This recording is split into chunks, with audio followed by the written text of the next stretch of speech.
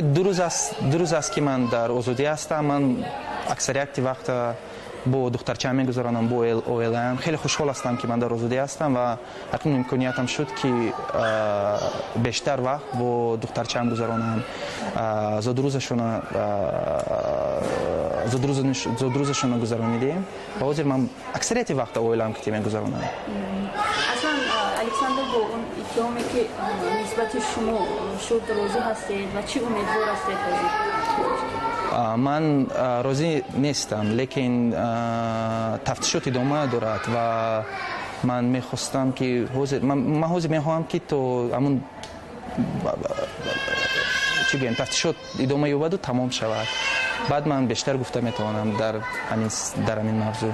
چی امید دارم که تسترم افتشاد چی میگوین نه تستر به انجام رسد و تستر من وقت پورا بگناهی من اثبات شود و من وقت پورا با علم گذرانم و با کار علمی خود ادامه کنم.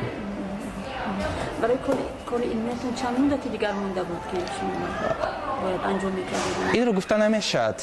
2 یا 3 سال دیگر 2-3 سال دیگر در کار برای نوشتن همون دیسرتاسیون دکتری. همین یک ماهی که در بازداشت بودید شما چیکار هاتون میتونستید بکنید؟ یعنی چی نقشه ها داشتید در این ماه؟ همه به هم زدن مثلا؟ نه من متاسفانه در این موضوع گفته ندارم. باری اول بودید در فروغ